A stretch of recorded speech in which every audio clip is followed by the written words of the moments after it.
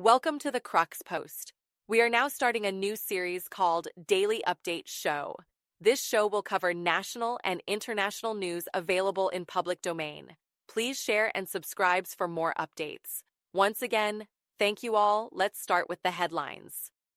Union Finance Minister Nirmala Sitharaman would launch the Prime Minister Internship Scheme, PMIS app on Monday, a move which will make it easier for youngsters to apply for the program, sources said.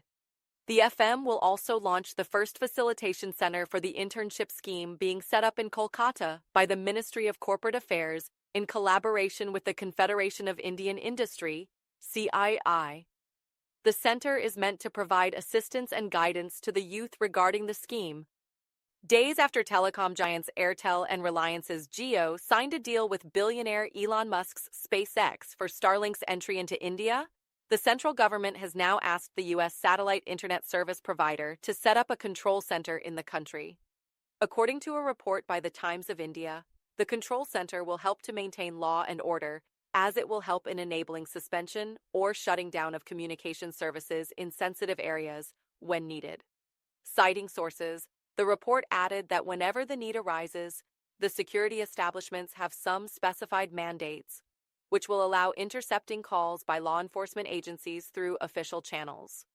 The new income tax bill prescribes the existing process for tax authorities to gain access to the digital space or a computer device only during search and survey operations, and it is not aimed to breach the online privacy of common taxpayers, even if their case lands into scrutiny, a top IT department official said Monday.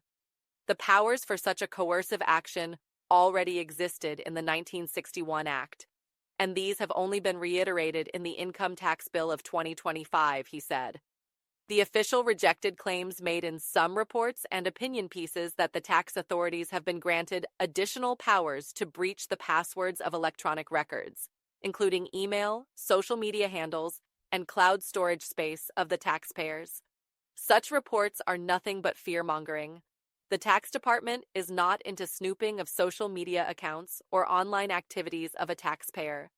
According to a report, India's venture capital VC ecosystem exhibited robust growth in 2024, with funding surging 43% year-on-year to $13.7 billion.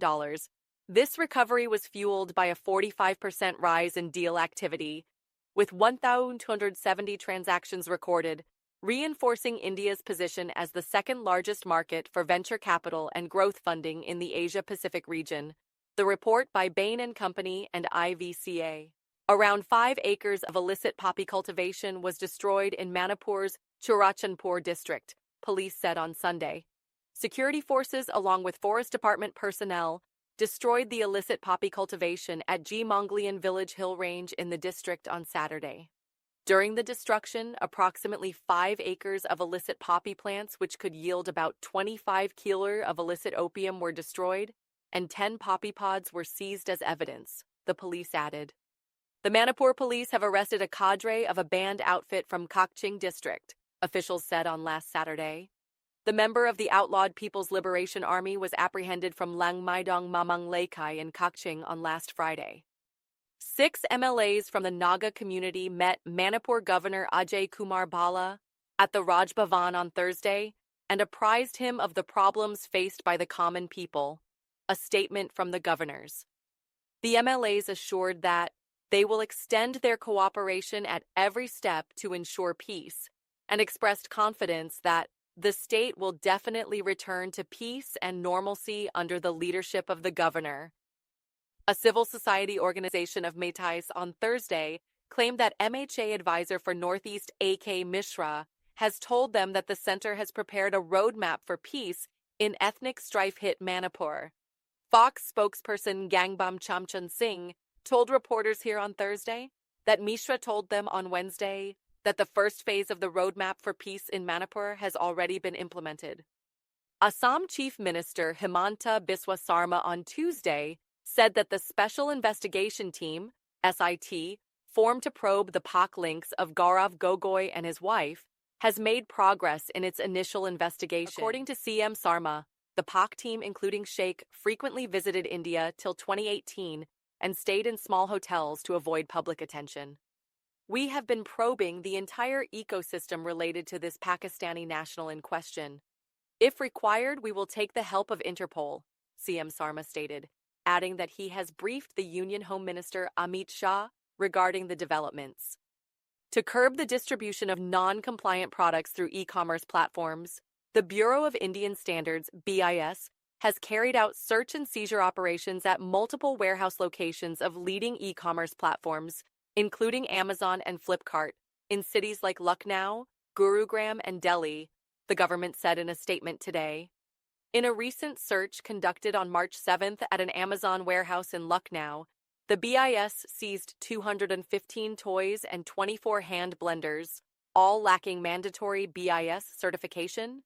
In February, a similar operation at an Amazon warehouse in Gurugram led to the seizure of 58 aluminum foils, 34 metallic water bottles, 25 toys, 20 hand blenders, 7 PVC cables, 2 food mixers, and 1 speaker, all found to be non-certified. Similarly, in a search at a Flipkart warehouse in Gurugram operated by Instacart Services PVT Ltd, the BIS seized 534 stainless steel bottles, vacuum-insulated, 134 toys, and 41 speakers that were not certified. Russian President Vladimir Putin has expressed gratitude to leaders such as Donald Trump and Narendra Modi for their efforts to resolve the conflict in Ukraine. Putin acknowledged the significant contributions of these leaders towards achieving peace, emphasizing that their efforts are aimed at ending hostilities and loss of life. Speaking at a joint press briefing in Moscow with Belarusian President Alexander Lukashenko on Thursday, Putin said he is grateful to all the leaders for their efforts towards the goal. President Vladimir Putin called on Friday for beleaguered Ukrainian troops in the Russian region of Kursk to surrender. Trump said thousands of Ukrainian troops were completely surrounded by the Russian military and in a very bad and vulnerable position. I have strongly requested to President Putin that their lives be spared. This would be a horrible massacre, one not seen since World War II. Defeat in Kursk would be a major blow to Ukraine's plans to use its hold on the region as a bargaining chip in peace talks for the 3-year-old war. We are sympathetic to President Trump's call, Putin said in remarks broadcast on Russian television. If they lay down their arms and surrender, they will be guaranteed life and dignified treatment, Putin said. The Trump administration is considering issuing sweeping travel restrictions for the citizens of dozens of countries as part of a new ban, according to sources familiar with the matter and an internal memo seen by Reuters. The memo lists a total of 41 countries divided into 3 separate groups. The first group of 10 countries, including Afghanistan, Iran, Syria, Cuba, and North Korea, among others, would be set for a full visa suspension. In the second group, 5 countries, including Eritrea, Haiti, Laos, Myanmar, and South Sudan, would face partial suspensions that would impact tourist and student visas, as well as other immigrant visas, with some exceptions. In the third group, a total of 26 countries, including Pakistan, Bhutan, and Myanmar, would be considered for a partial suspension of U.S. visa issuance if their governments do not make efforts to address deficiencies within 60 days.